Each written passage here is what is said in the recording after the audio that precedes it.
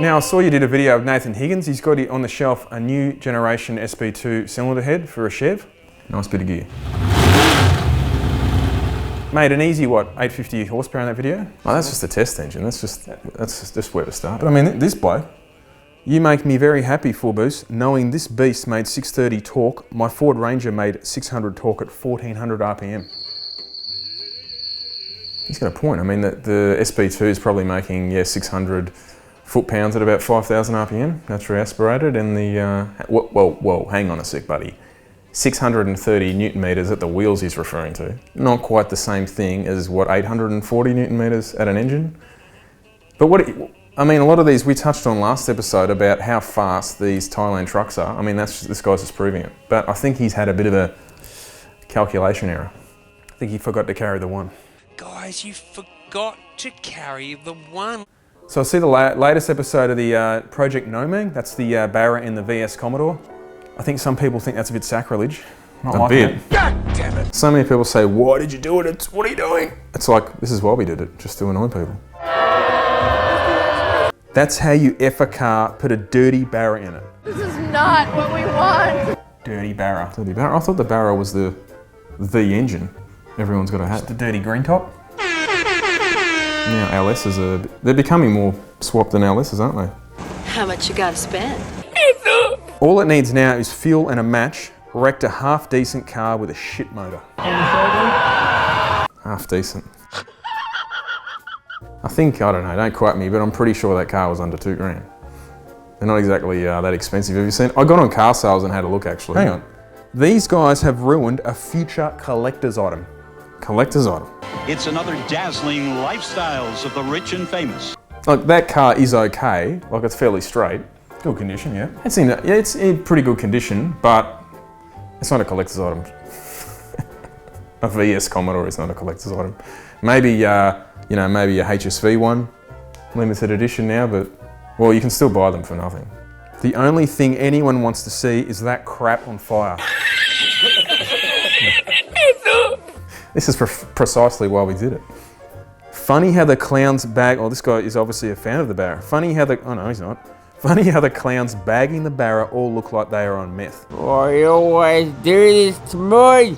See, I can't even read half these comments because they'll get flagged on YouTube. You can't say much now. Everything gets, You would have to be to think this is a good idea. Effing shit, I say. Yeah, you can't read that. You are fined 1 credit. Saw this bloke, South Australia, he puts a little sticker over the centre of his number plate. Didn't obscure the letter or anything, and it said South Australia, and it had a little icon of a Star Wars stormtrooper. So that kind of indicates, well, he could be a fan of Star Wars, or he could be a fan of, but he copped a $750 fine. Now, you don't know either how the interaction went down with the police, but it's pretty rough.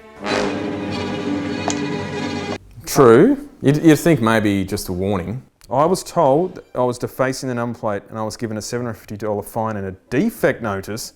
That's a peddling. I don't buy the defect part. I think he just meant he had to remove it. Oh, you're going to take the car over the pits, do you? Well, just take a sticker off. Peel a sticker off. $750. The problem with a lot of these stories, you don't, like you said, you don't know what happened. No, he could have been a total smartass to the cop, and the cop just thought, you know what, you want to behave like that, I'll fine you. But you don't know either where it was just... But if you get pulled over and they gave you a fine for that, you know, they could just say, hey, dude, pull it off right now.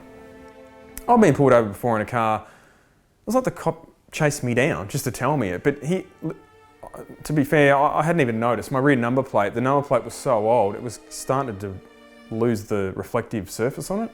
And it was just a bit hard to read. As if you didn't notice that. And he basically just pulled me over and he kind of gave me a bit of paper and he's just saying, you've got to get this fixed straight away. And I was like, all right, well. But I mean, if you wanted to be, if I could have got a fine if I acted like a smart probably ass. not though, because you haven't defaced it. No. But it's probably up to you to make sure it's all right. I saw a few comments about this one. Volvo's limiting the top speed of their cars they're going to be bringing into Australia now. I think it's to 180 kilometres an hour. It's not even a news item, this top speed limit. Japanese cars, how many Japanese cars from the 90s, they all had speed limiters in them. All had speed limiters, yeah. The best part about that though was the fact that your speedo only went to 180. You know how many people don't like that? Oh no. the JDM speedo is too slow. Let's put a 350 kilometre-hour speedo on the car. So when you're on the freeway, your speedos move this much. Freeway? What about when you're just driving around our... You can't even see, like, where, because the increments are so small. Brilliant speed zones. I was driving around Collingwood in Melbourne the other day, down Wellington Street. All that area is 30 kilometres per hour. Let's just get out. So your 300 kilometre-hour speedo, like, it'd just be idling, yeah?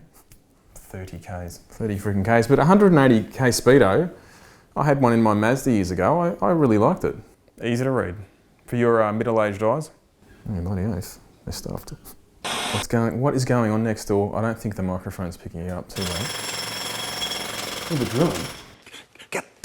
What's going on next door? A bit of construction. What's going on next door?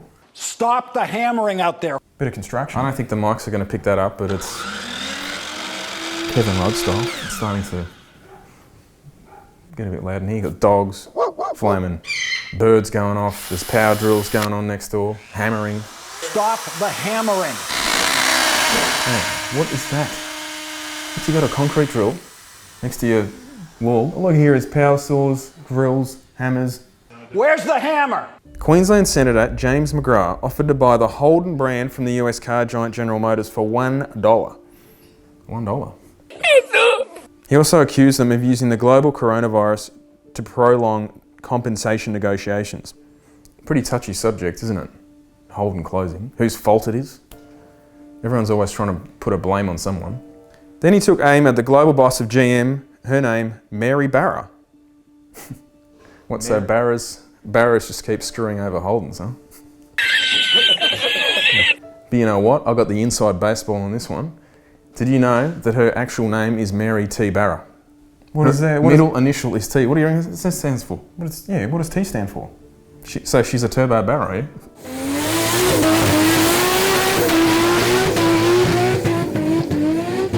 Mary Barra, who has a pay package in the tens of millions of dollars, is sending Australian families to the wall. Millions and billions? Or what? Bit of political speak there. Yeah, I know. According to Bloomberg, Miss Barra receives over $20 million. But I love it when they make out as if like they're earning way more than the average worker. Why shouldn't they? They're also in charge of the company. They're in charge of the whole company. What are they going to work for, like, you know, a bit more than the average bloke on the floor? You reckon she's just working the 9 to 5 shift and then it's all over? I know. People like that would have a terrible work-life balance. And they didn't start in that position. Like, shame on you, General Motors. Shame on you, Miss Barra, and your American legal chicanery. it's amazing that how many people blame. It's either the tariffs didn't help when they lifted, you know, when they started allowing in the cheap imports. That probably didn't help. But it's also on Holden. They started making cars that people didn't want. Like, no one was buying the Commodores. If you look at their sales trajectory, it's not like they just fell off in the last few years. They're on the decline for ages. They've been on the decline for 15 years. Like, everyone's buying different sorts of cars. People didn't want a sedan. And let's face it, like a 6-cylinder Commodore, it's not very fuel efficient. And then people complain about SUVs. Oh, everyone's buying SUVs. Why couldn't Holden have come out with a car that was, I don't know, more of a liftback? There's still a 4-door liftback, right? Their last one was, that no one wanted. But a lot of people think 4-door liftbacks are weird though. I like them. At least you can put some stuff in the back of them.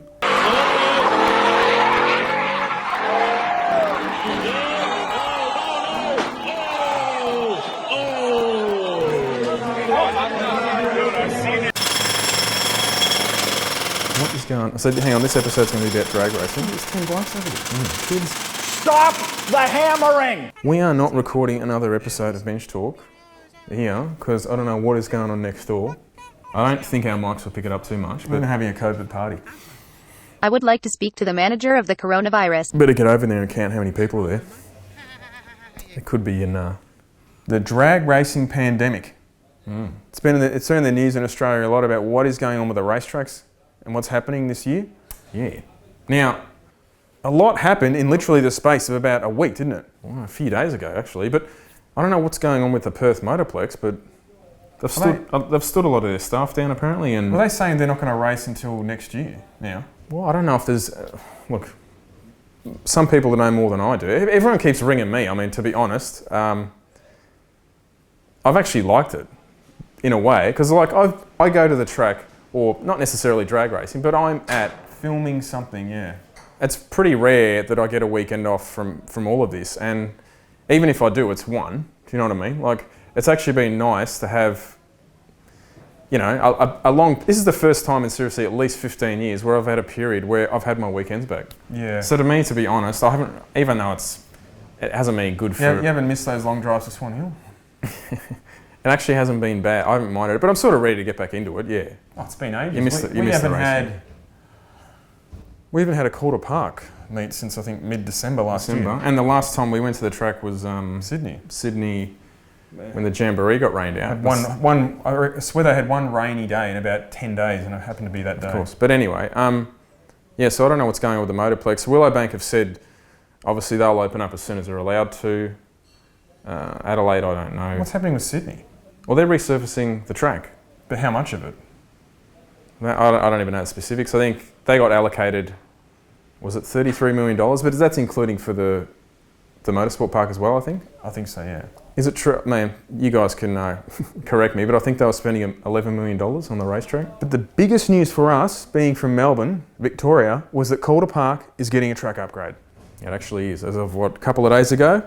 Yeah, there was a few videos and photos of the track being ripped up, 1,500 metres. Now, as far as I'm aware... 1,500 foot. Foot, sorry. Yeah. Sorry. But well done to them, that's awesome to see. They're keeping the 300... I think they're keeping the 300 feet of concrete that was there. They're just, from there, obviously, the actual bitumen track has been redone. But that's fantastic news. Calder Park, if you're not familiar, like you're not from Melbourne, it's in a really good location. Mm-hmm. Like, as in, like, some people will disagree with it because they live out this way in the east, but... Yeah, no, and they can't drive to the other side of town. But compared to most tracks, it's like 20 minutes from our airport. So if you're flying down... 20 minutes from the airport, it's freaking 5 minutes from the airport. And but plus, you know what I mean? If you're coming down from interstate to have a look, you can get in a car and be at the drags very quickly. Straight away. And plus, if you're coming down from interstate, you don't need to drive through Melbourne. No, not at all. To get to the racetrack. It's not too bad for me. For me personally, it's only about 20 minutes drive. It's a bit further for you, but at the end of the day, it doesn't matter where it is. You'd still drive to it. I just want to have racing back. But well done to the staff at Calder Park. We cannot wait to get back there. Now, video of the week. Hoonigan. Oh, this was hilarious, I thought. Hoonigan are making this diesel setup compound turbo, and they want to run 200 miles an hour. I think it's in a Camaro, I think. It's a standing mile of Salt Lake. I don't even know because I haven't seen the actual Hoonigan video. I was just watching Gale Banks is like some diesel legend. Banks power. Yeah, but if you don't follow I don't follow diesel really, but he's been around a long time. Yeah. Hi, I'm Gale Banks. There's a reaction video of him watching. He said everyone just kept saying you've got to look at this video of the Hoonigan. Have you seen the video? Have you seen the video? The Hoonigan video. Hang on, so you tell me it's on an engine dyno. We're reacting to a reaction video. Yeah. Yeah, okay. But it's funny to watch because he's just watching this video saying everything is wrong. Like he sees the size of the turbos, the engine size, the intercooler, he's freaking out like that is way too small. Oh my God, look at how small that freaking intercooler is. Oh. Tiny little air filter on the turbo is too small. He doesn't like the coal rolling, does he? No, and even they're commentating on the video like, you know, if it's blowing black smoke, that's good. And he's like, it's the complete opposite. He's saying the engine, you're starving it of air. Diesels aren't like that. They think. But in the dyno room, why are they not venting the soot out? He was mentioning about this too. He goes, it's like it's the exhaust is venting in the room, so effectively then it's just trying to breathe in. Yeah, but in real life, you're not sucking in all that shit. No, it didn't make sense. You shouldn't see any of that, even if it was like coal rolling, as they say. This I gotta see. You shouldn't even see it in the room. It should be going out an exhaust vent. Yeah, that's a bit odd, wasn't it? I thought the same thing. It's just sucking in its own crap. 24 pounds? Hang on. Did I just spot the Donald? He's the control in the dyno? What is going on here? Got the red cap. That is the Donald, surely. What's with all the smoke? It's eating its own waste product. But if you're into diesels or just general, it's interesting watching him watch this video and he just rips it hard. Yeah. He's kind of saying the whole thing is going backwards because I was looking at their YouTube channel. They got some pretty cool builds. Did you see the one that had a twin turbo positive displacement supercharger? Yeah. Had all the fruit on it. Yeah, it looked pretty cool. But he was saying this thing should make 1,000 horsepower easy, and they were struggling with it a bit. But he's pointing out he could, make some basic changes and there's 200 horsepower. Yeah, well, there's a video, I think, of the same engine with a single turbo making 900. We haven't looked it up, but there must be a Hoonigan video of a reaction of him watching the reaction. Surely there would have to be. There would have to be.